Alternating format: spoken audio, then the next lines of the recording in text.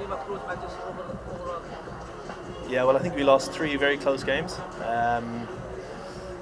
Probably just at crucial times in each of those games, our decision making probably wasn't what it needed to be. Bat ball and in the field, all 3 departments. So you can't fault the guys the effort they put in all tournament, especially at training, and in the matches. It's just those crucial times. I think we weren't 100% on the ball, and that's cost us in a few games. Scott came in towards the end of the season and held the batting pretty well. Do you think his presence was missing in the team, looking how the team performed in the first few matches? Well, I think in general the batting team we probably struggled to adapt to the conditions we were presented with in the first 3 or 4 games. I think the wickets were, they started off a bit tricky, but then in the middle of the tournament they got really pretty flat. I think we struggled to adapt, or we didn't adapt quick enough. Obviously bringing someone like Scott in, who's played here a lot for Holland, plays spin exceptionally well, and it was great to have him into the team for the last 3 matches. Captain missed the pre-season, the training sessions you had earlier this season, and he went wicketless for first few matches. Do you think his performance was the key that the team couldn't get the win in first few matches?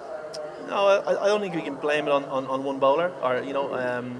Obviously, yes. I think if you ask the skip, he'll be honest and say he probably wasn't at his best in the first couple of games. But hopefully he's learned that, and for next season, he'll come in ready to go.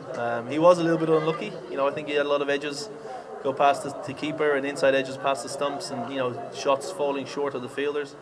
And sometimes when you're in that position as a team or as an individual, the luck doesn't go your way. We've seen how Sandeep is as a bowler the last couple of games. He's bowled a lot better. I think his pace has been a lot quicker, and he's attacked the stumps a little bit more, where previously he might have bowled a little bit too slowly. Talking about the foreign players, Akib Ilyas was quite known to these conditions. He got injured, Akib was injured. Do you think that was one of the key reasons that your team couldn't get the results? Yeah, we had a bit of illness as well throughout the squad. Akib and also Esmat Alam were both sick with kind of flu and not feeling well and infections and stuff like that. So that obviously takes a toll on a player. But of course, it's these tournaments, they're thick and fast, the games. So as an individual, you've got to come into it in form. It's hard to find form in a tournament that's so quick with games every couple of days. In 2018, you came for the first time in Nepal as a player, and now you're coming back as coach. What are the changes that you've seen in national team results? You've seen you have become ODI nation and played the World Cup for the second time. What are the changes that you've felt? Yeah, I think the depth in the players, the local players, is a lot more now than it was in 2018. The EPL was only, I think, a 5-team tournament.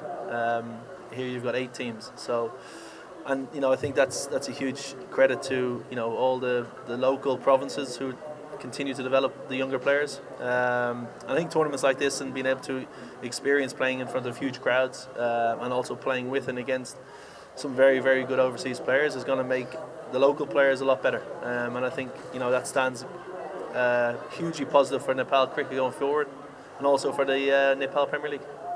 Something off the pitch now. Along with you, there was Andrew Leonard, your friend, who came to Nepal for the first time in 2018. Since then, he's built himself around the local fans. How do you see that building? He's obviously a celebrity here. Anytime I go and have dinner with him in town, it's he's getting asked for photos and he loves it. He's been very good to Nepal cricket. I think over those 6 years. He absolutely loves coming back here to Kathmandu, and he loves travelling around the country. So I think the Nepalese people have warmed to him. He's warmed to the country, and he's warmed to the Nepalese people and Nepalese cricket. So it's great that the country can have someone like him who's so positive towards the cricket here in Nepal. Thank you, sir. Thank you.